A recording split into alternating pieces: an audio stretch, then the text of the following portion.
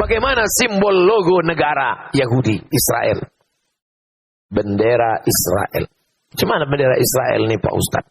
Bendera Israel. Macam nama bentuk benderanya? Pilih image. Benderanya adalah biru di atas, biru di bawah. Di tengah bintang segi 6.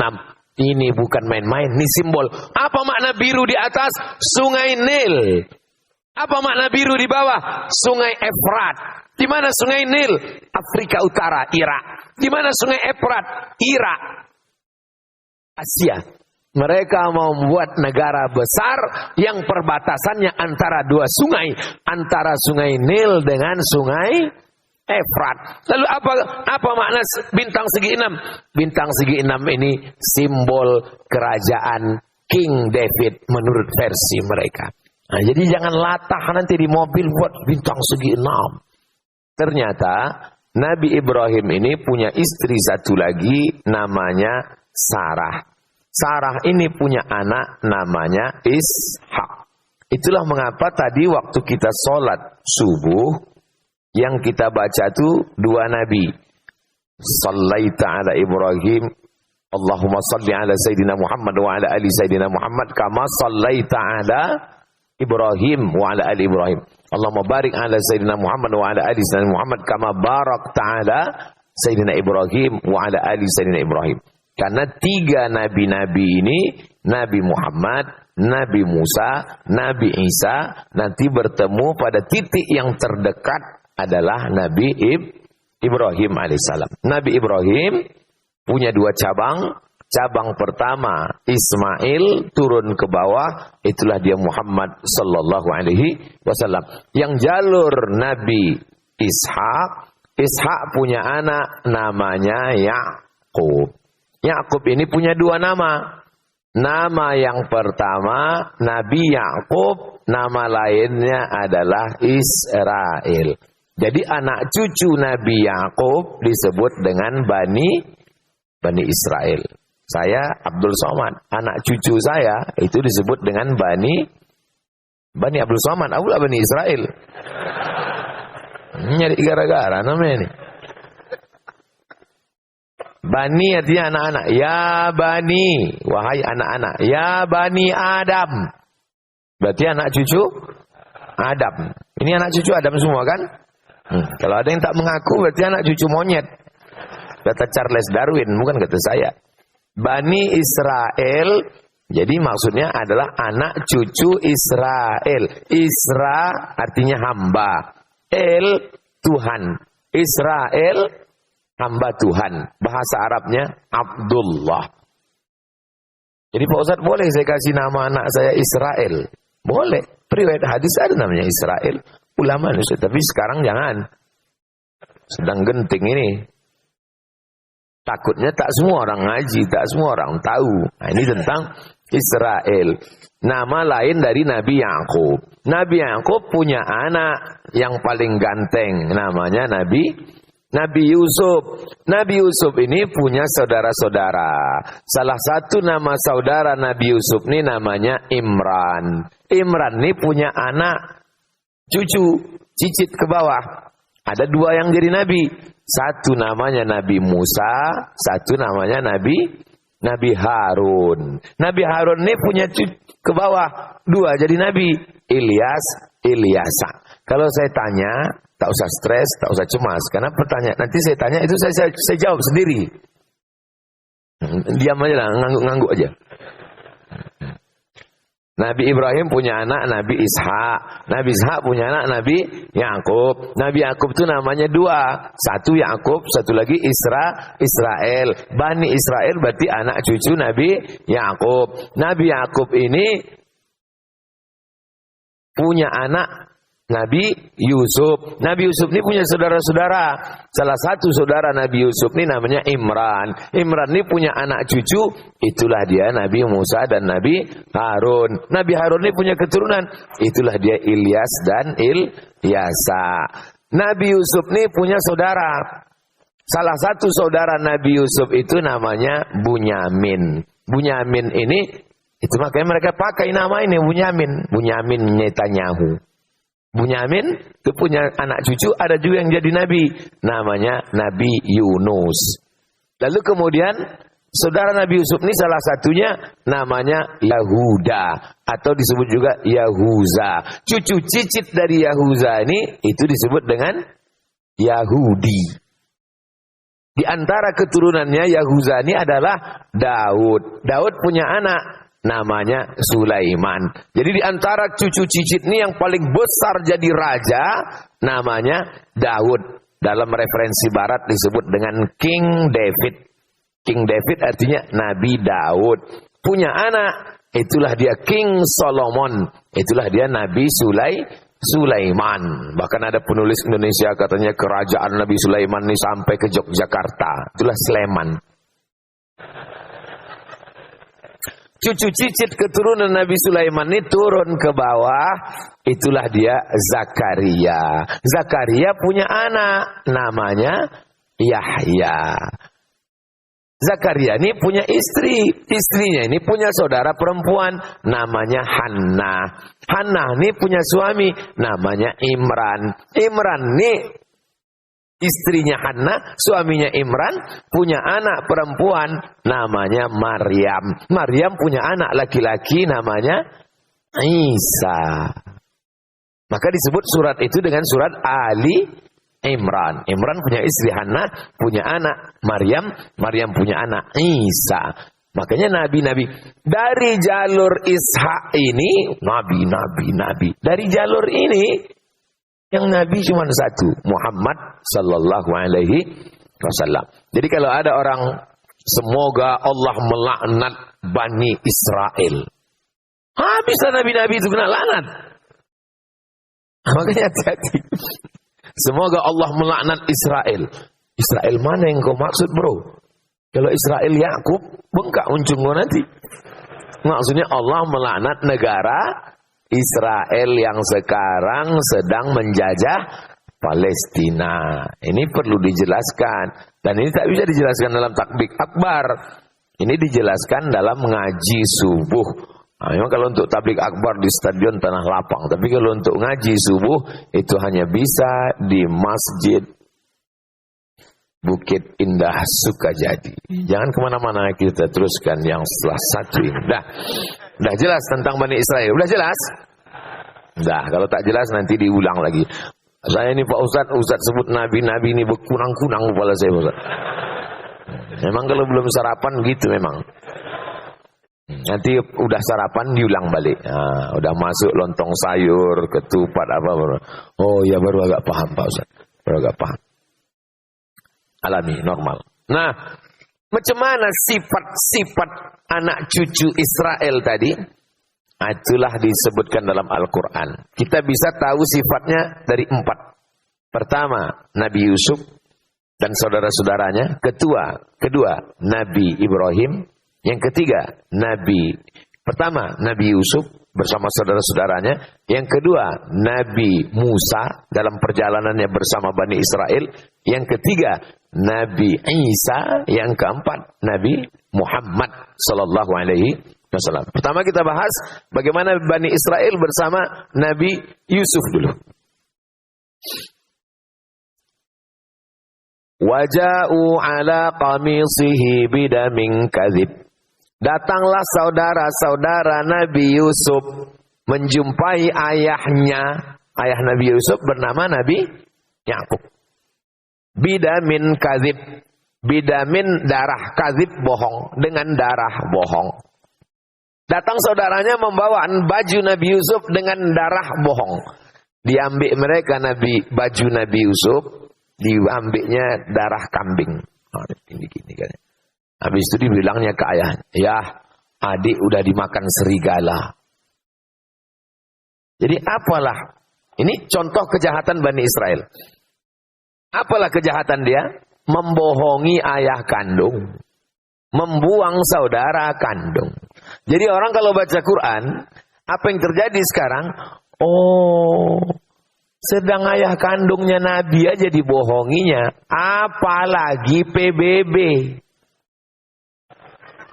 Jadi kalau ada orang, berikut ini perjanjian dengan Israel. Oh, enggak paham. Tidak mungkin mereka berdusta. Mereka adalah bangsa. Baca Quran. Ayah kandungnya aja Nabi Yakub dibohonginya. Apalagi lah perjanjian bodoh. Ini orang kalau baca Quran paham dia.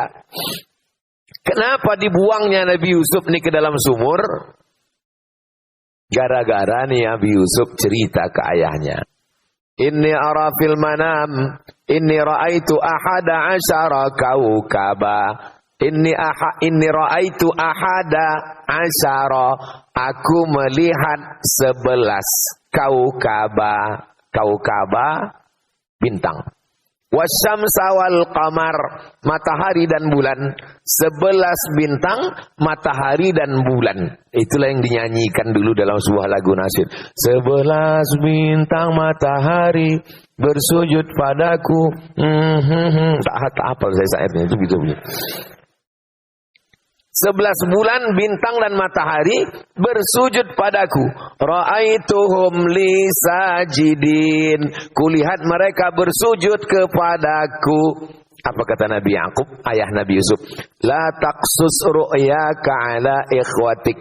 Jangan kau ceritakan mimpimu ini kepada saudara-saudaramu. Fayakidu laka kaida. Nanti mereka melakukan tipu mus. Ya. Apa pelajaran dari sini? Orang Yahudi tak siap menerima mimpi. Mimpi antum aja dia tak siap menerima. Padahal baru mimpi. Maka cerita mimpi itu sampai kepada nyatanya. Mereka bawalah adiknya ini untuk lengkapnya lihat surat Yusuf. Jadi di antara rahasia kenapa kiai-kiai kalau datang ibu hamil, Pak Kiai, alhamdulillah saya hamil. Apa kata Pak Kiai? Banyak-banyak baca surat Yusuf. Supaya apa? Supaya tahu bagaimana kejahatan Yahudi. Cuman kadang ibu-ibu hamil ini salah sangka. Disangkanya biar anaknya ganteng macam Nabi Yusuf. Pas anak itu lahir komplain. Tengok hitam. Pak Kiai katanya baca surat Yusuf anak ganteng. Iki kok ireng. Pak Kiai orangnya sabar, tak mudah marah. Ditanyanya balik, bojone ndi? Iki ya bodoh. Jadi mereka dulu punya firasat yang luar biasa. Bagaimana anak-anak ini supaya imannya kuat seperti Nabi Yusuf melawan saudara sendiri. Kenapa mereka membunuh bangsa Arab? Padahal kalau dipertemukan ada pada satu nasab Nabi Ibrahim. Oh saudaranya sendiri aja. Nabi lagi dihitukannya. Apalagilah bangsa Palestina. Jadi orang kalau membaca Quran. Oh. Itu jangan-jangan Israel itu.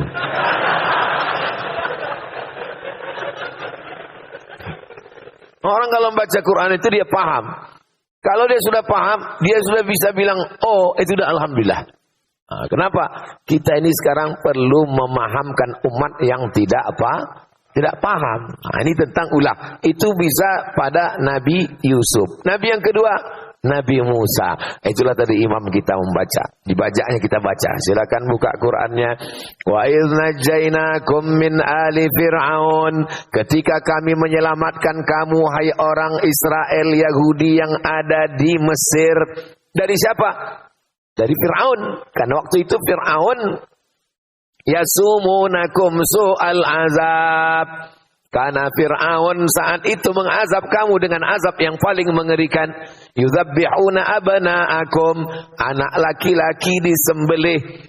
Wa yastahyuna nisa'akum. Anak perempuan dibiarkan. Wa fi dzalikum bala'um mir rabbikum azim.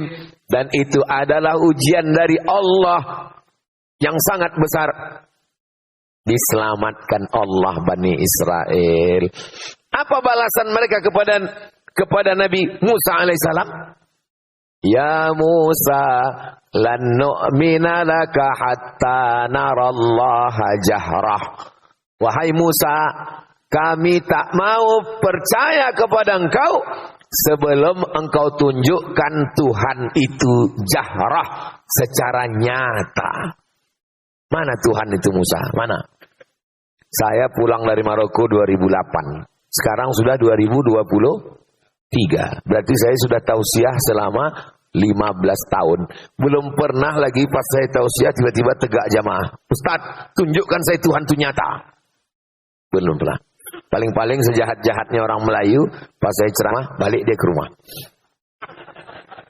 Itulah cuma. Tapi kalau nantang langsung, tak ada. Bani Israel, ini. Nabi Musa jadi gitu kannya. Lan nu'mina laka hatta narallaha jahra. Kami tak percaya kepada kau Musa sebelum kami melihat Tuhan itu secara nyata. Makanya saya tak pernah mengamuk kepada haters and buzzers yang menyerang di medsos. Mana pernah saya marah. Kenapa? Karena akunnya fake semua. Tidak jantan seperti Bani Israel. Bani Israel itu jantan, tegak berdiri, apa somat gitu. Belum pernah lagi. Kalau ada sini lah, aku sipak kepala kau. Membaca perjalanan Nabi Musa bersama Bani Israel mendatangkan kesabaran bagi para dai. Tapi Nabi Musa tak meninggalkan mereka. Dibawa Nabi Musa dari Mesir ke Palestina. Jumlahnya 600.000 orang. Jadi jangan 2 kali jamaah haji Indonesia. Jadi yang kalian bayangkan Nabi Musa membawa nyebrang itu cuma 3 orang. Itu nyebrang jalan. 600.000 orang. Sampai di tengah. Apa balasan Allah untuk mereka? Wa dhallalna 'alaikumul ghamama. Kami datangkan awan dari atas. Itu kan ayat yang kita baca tadi. Wa dhallalna 'alaikumul ghamama. Panas Musa. Semana ini Musa panas betul, tak ada pokok kayu. Doa Nabi Musa, diturunkan Allah awan. Wa dhallalna 'alaikumul ghamama. Sejuk. Makan Nabi Musa. Wa anzalna 'alaikumul manna wassalwa. Kami turunkan makanan dari surga. Nama makanannya manna dan salwa. Sekarang banyak pula jamaah kasih nama anak manna wassalwa. Nah, habis dimakan orang. Apa balasan orang Bani Israel Yahudi? Beda Yahudi sama Bani Israel, Pak Ustaz. Anak cucu Israel Yakub disebut dengan Bani Israel. Anak cucu Yahuza disebut dengan Yahudi. Semua Yahudi Israel. Tapi tidak semua Israel Yahudi. Umumnya Israel. Umumnya Israel. Tapi tidak semua Yahudi Israel.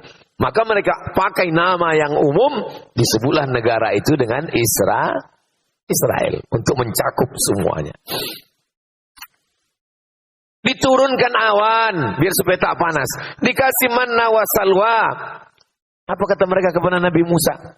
Ya Musa, wahai Musa, ud'u lana, mintalah kepada Tuhan wahai Musa.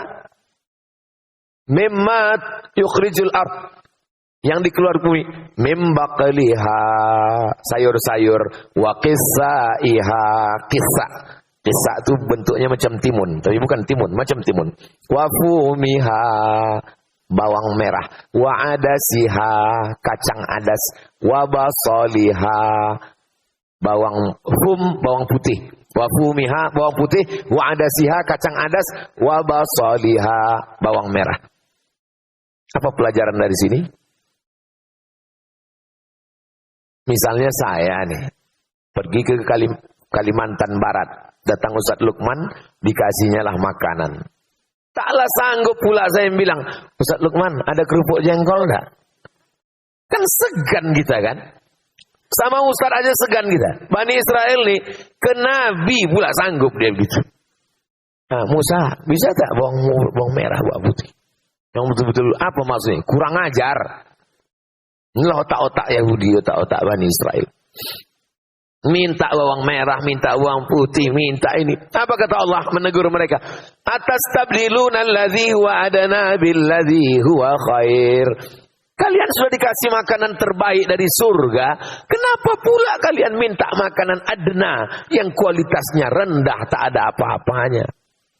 Begitulah perjalanan. Jadi berkawan sama Yahudi ini, Nabi Musa berkawan sama Yahudi ini, waktu dari Mesir ke Palestina, kalau bahasa Melayunya, diletak di belakang menanduk, diletak di depan menyipak.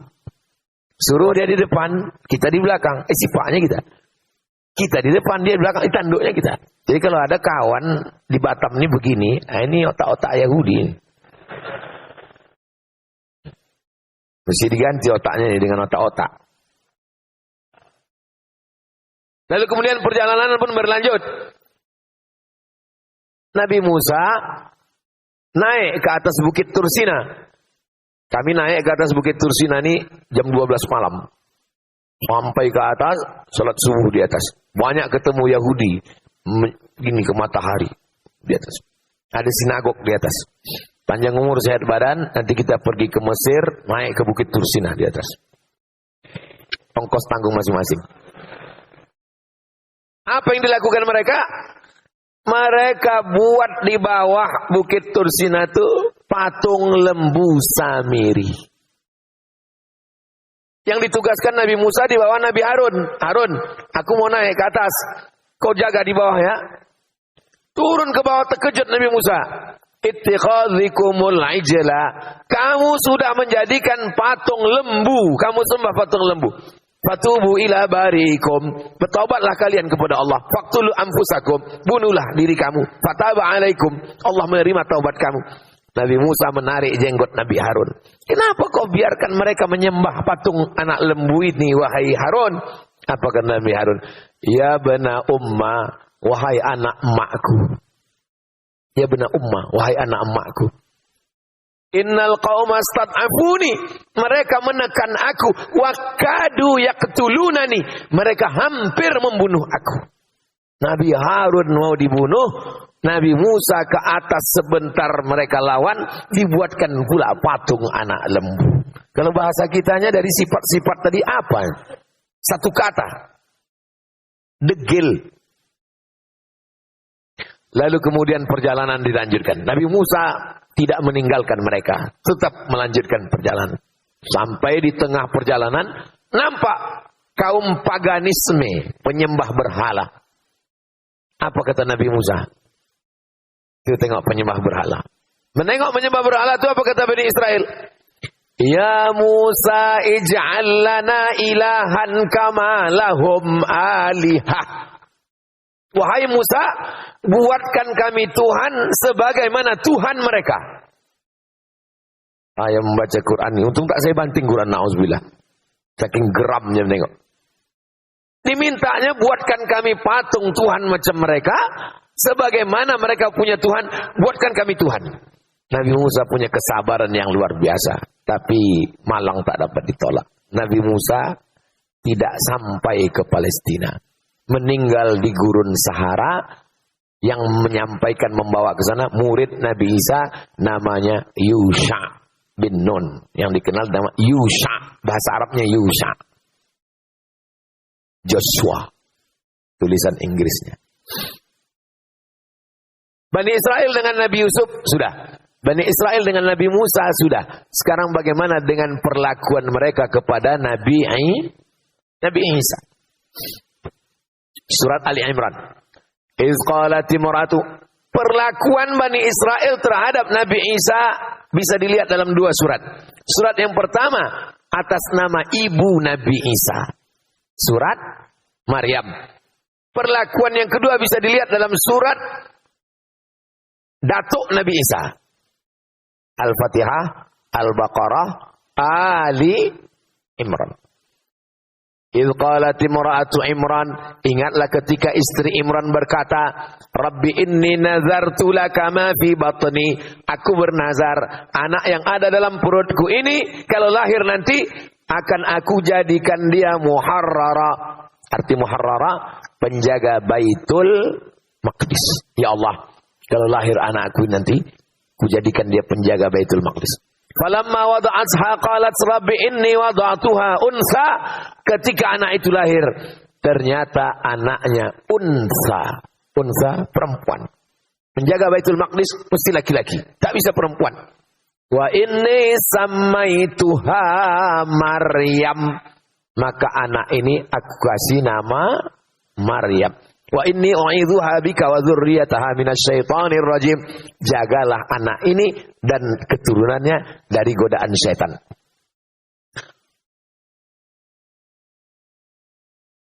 Inni samaitu Maryam wa inni u'idzuha bika wa dzurriyyataha minasyaitonir rajim. Fataqabbalaha rabbuha biqabulin hasani wa ambataha nabatan hasana.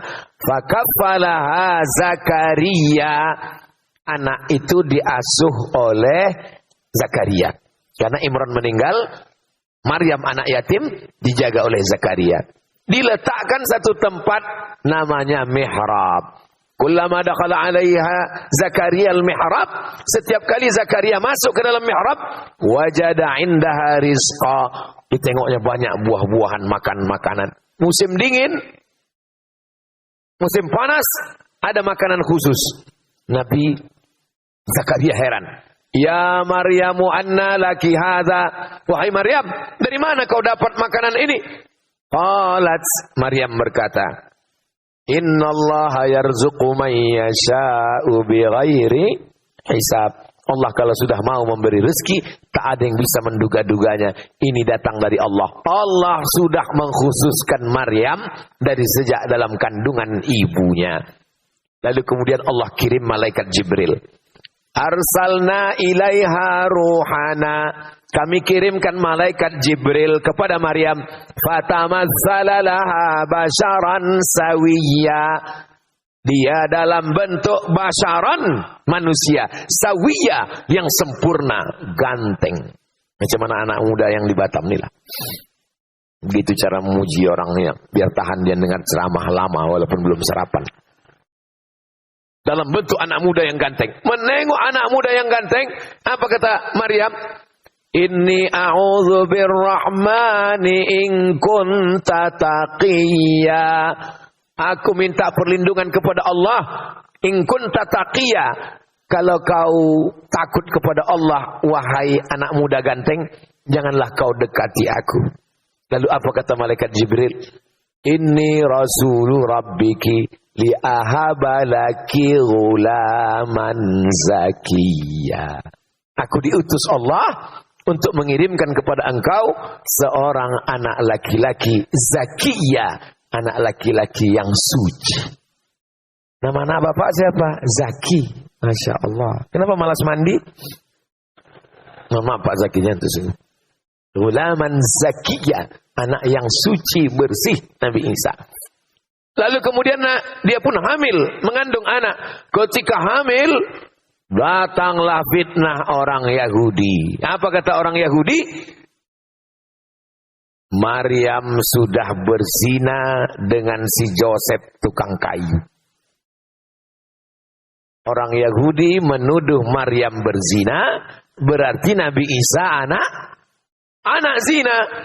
Siapa yang membersihkan tuduhan itu dalam sejarah? Islam. Jadi kalau kalian sekarang membela-bela Zionis Israel, maka sesungguhnya yang membela Nabi Isa dari tuduhan anak zina, Maryam dibersihkan dari perlakuan zina, itu yang membersihkannya adalah Nabi Muhammad sallallahu alaihi wasallam lewat dua surat Maryam dan surat Ali Imran. Seandainya Quran itu buatan Nabi Muhammad, pasti dibuatnya surat Fatimah, surat Aminah, surat Khadijah, surat Aisyah, surat Abdul Muttalib. Tak ada nama surat datuknya, tak ada nama surat ibunya. Yang ada nama surat ibunya Nabi Isa dan datuknya Nabi Isa. Itu menunjukkan kedatangan dia adalah utusan Allah untuk membersihkan tuduhan-tuduhan. Apa kata Yahudi menuduh Maryam? Makana abuki mara'a sau'in. Ayahmu bukan penjahat. Wa makanat ummuki baghiyya. Ibumu bukan baghiyya WTS. Maryam, kenapa kau bisa hamil tak punya suami? Ayahmu bukan preman tengik penjahat, ibumu bukan WTS. Kenapa kau bisa hamil tanpa suami? Nah, Maryam diam. Wa asyarat ilaih. Dia hanya menunjuk bayinya, Isa yang baru lahir, ditunjuknya gini. Ini bukti kalau Yahudi ngomong ngejek kita, maka jawabannya adalah Diam. Fa'asyarat ilaih. Dia hanya menunjuk anaknya. Makin marahlah Yahudi tadi. Apa kata mereka? Kaifa nukallimu man kana fil mahdi sabiyya. Bagaimana kami mau bicara dengan anak bayi yang belum bisa bicara, wahai Maryam? Maryam diam.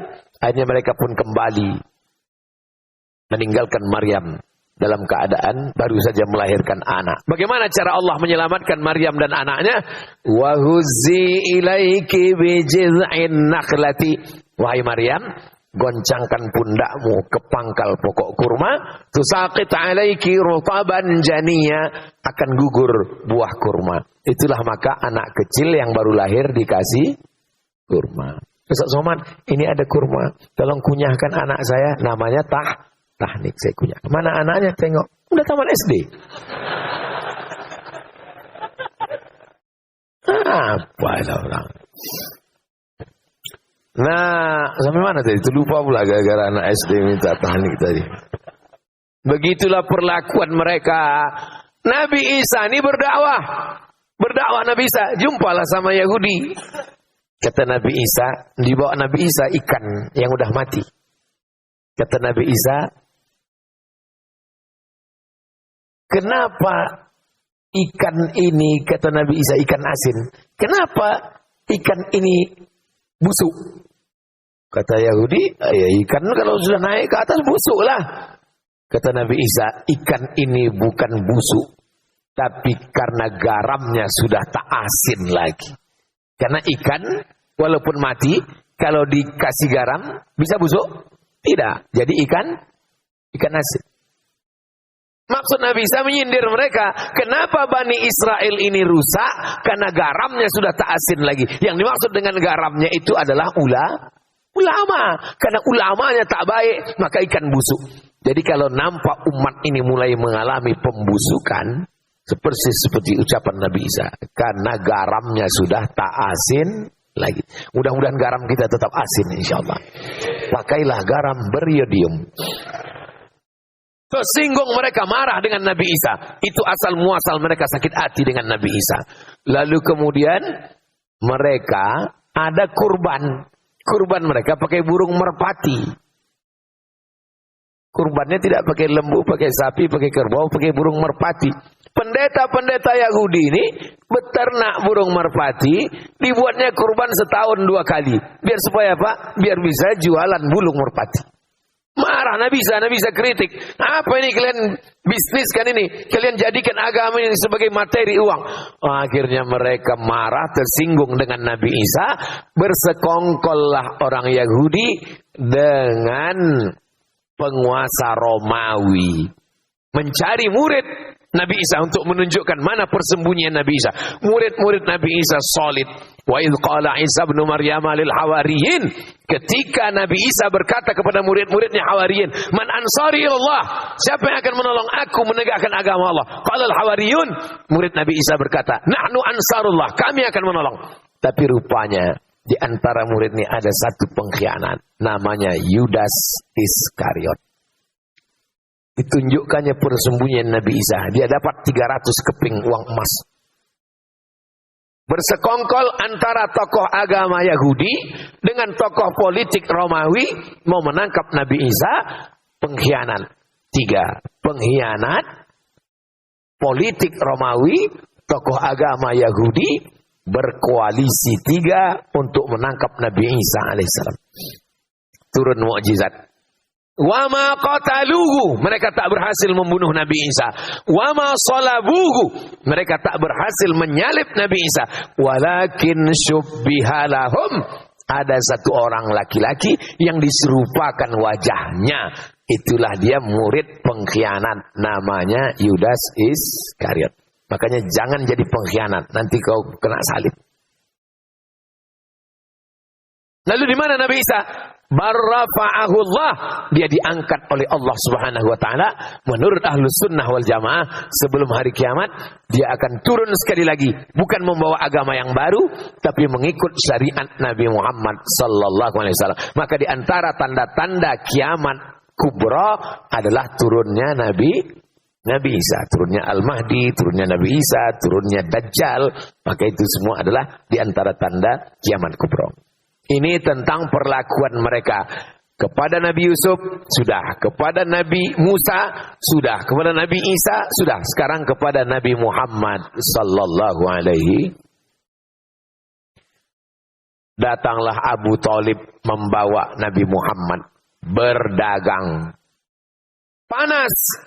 Nampak mereka ada satu rumah, gereja tua. Bernaung mereka di bawah atapnya. Tak lama keluar pendeta dari dalam. Nama pendeta itu Bahira.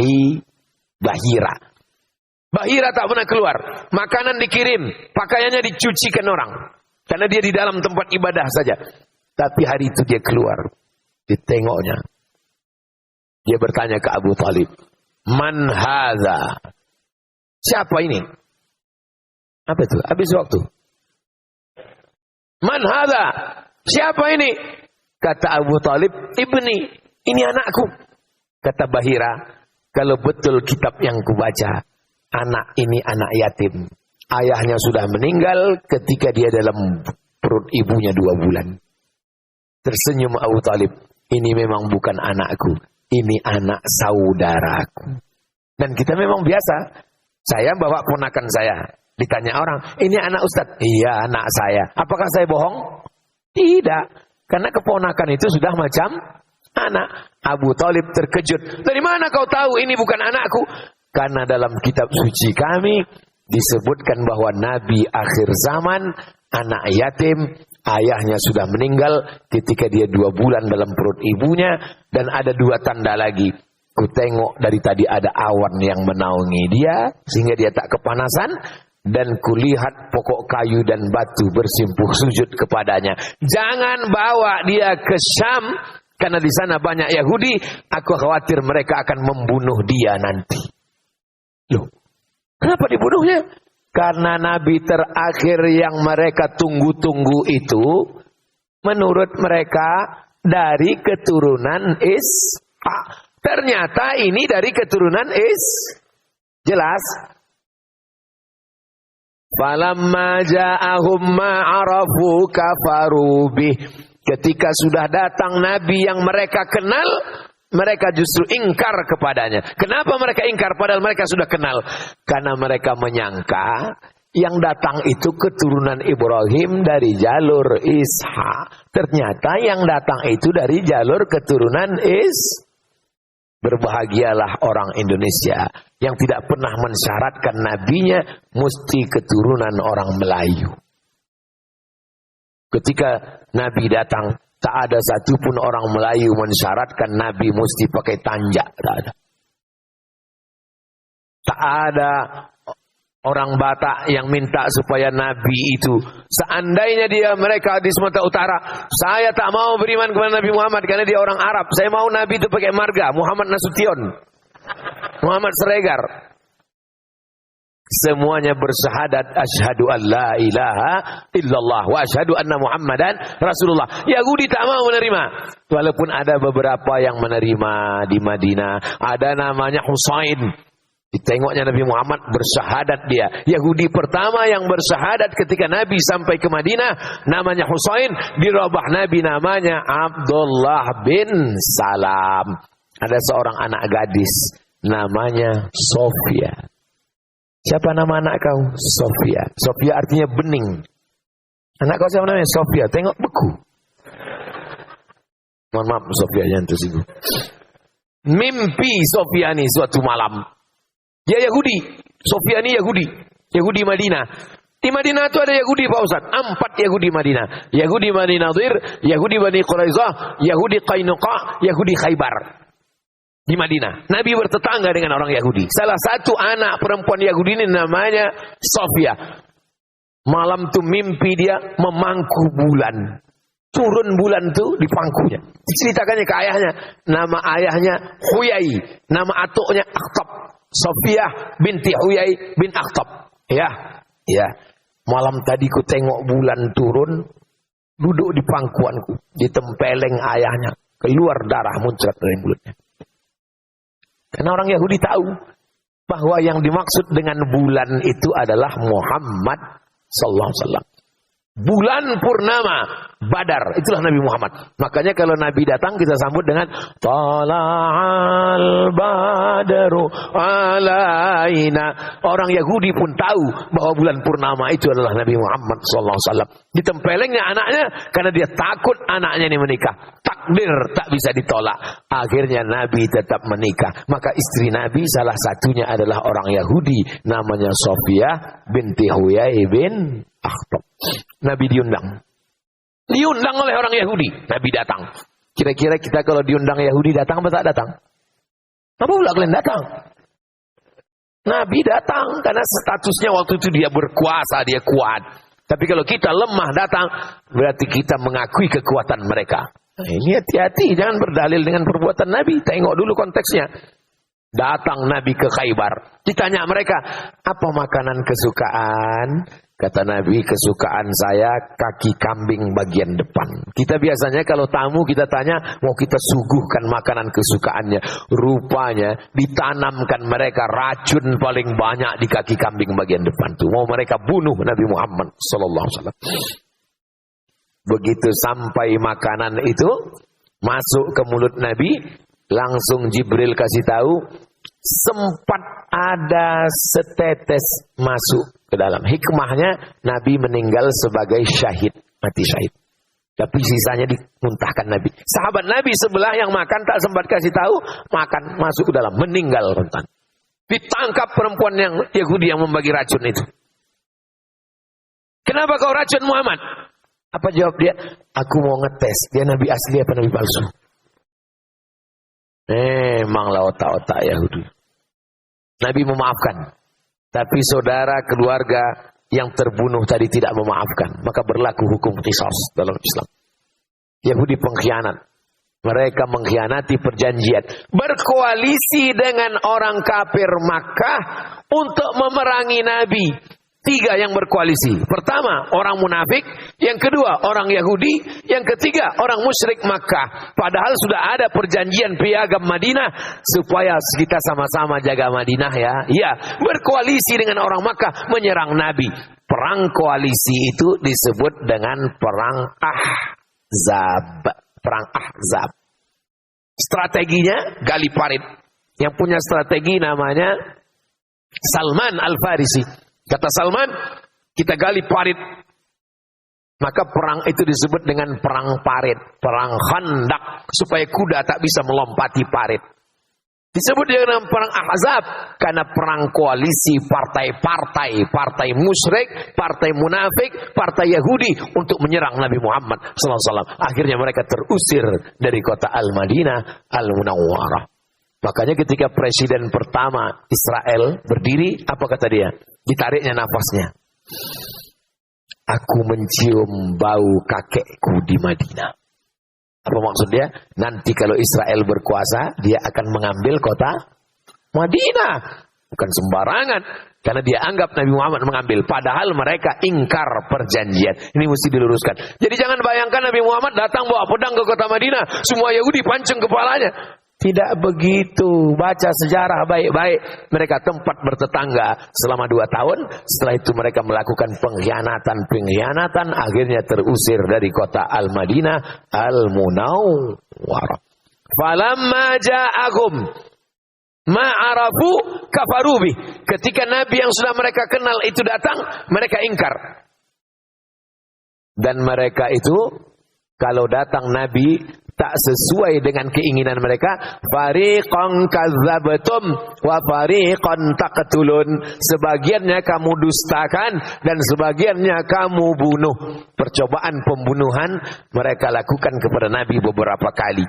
Mereka curi rambut Nabi. Rambut Nabi dicuri. Mereka simpul dalam 11 simpul tali. Mereka masukkan ke dalam sumur. Mereka sihir. Karena Yahudi di antara hobinya adalah sihir. Jadi kalau ada orang di Batam nih suka sihir, berdukun-dukun, itu ada otak-otak Yahudi sedikit. Maka turunlah 11 ayat untuk membuka 11 simpul tali. Datang Jibril ngasih tahu, ini rambut Nabi sedang dicuri. Mereka simpul dalam 11 simpul tali, mereka masukkan ke dalam sumur. Turun 11 ayat. Qul a'udzu birabbil falaq min syarri ma khalaq wa min syarri ghasiqin idza waqab wa min syarri naffatsati fil 'uqad wa min syarri hasidin idza hasad. Qul a'udzu birabbin nas, malikin nas, ilahin nas, min syarril waswasil khannas alladzi yuwaswisu fi sudurin nas minal jinnati. Itu 11 ayat pembuka simpul buhul-buhul tali sihir. Dibacakan, dihembuskan ke air, ditiupkan ke wajah. Oh Pak Ustadz, kemarin waktu saya bacakan 11 ayat itu, malah ketawa yang disihir itu. Masa setan ngusir setan? Rupanya bukan salah ayatnya, salah yang baca. Yang baca itu ulahnya macam setan juga. Lalu kemudian bagaimana perlakuan mereka sampai akhirnya. Begitulah perlakuan Yahudi kepada Nabi Yusuf, Nabi Musa, Nabi Isa, Nabi Muhammad sallallahu alaihi wasallam. Yang punya senjata dipakainya memerangi Nabi. Yang punya sihir dipakainya menyihir Nabi. Yang punya racun dipakainya meracun Nabi. Yang punya bibir dipakainya mengejek Nabi. Kalau orang Islam jumpa Nabi, Assalamualaikum. Orang Yahudi kalau jumpa Nabi, Assalamualaikum. Mirip. Assalamualaikum. Selamat untukmu. Assalamualaikum. Matilah kau. Suka mempleset-plesetkan. Jadi siapa yang suka mempleset-plesetkan nih? Ada otak-otak Yahudi sedikit. Nah, lalu kemudian mereka pun terusir. Tak punya negeri. Kenapa? Karena tak ada yang suka akibat dari perbuatannya. Sampai akhirnya pada akhir 1800-an ada satu tokohnya namanya Theodor Herzl. Theodor Herzl tokoh Yahudi ingin membuat sebuah negara. Ide membuat sebuah negara ini datang belakangan. Theodor Herzl punya cerita. Datanglah mereka menemui Sultan Abdul Hamid. Kebetulan waktu itu Palestina di bawah kekuasaan Turki Utsmani. Dibawanya duit emas 1 koper. Wahai Sultan Abdul Hamid, kami minta membuat negara di Palestina. Apa kata Sultan Abdul Hamid? Yang diperjuangkan dengan darah tidak akan dijual dengan emas. Sakit hati mereka dengan ucapan itu. Akhirnya mereka tumbangkan Sultan Abdul Hamid. Maka habislah Turki Utsmani pada tahun 1924.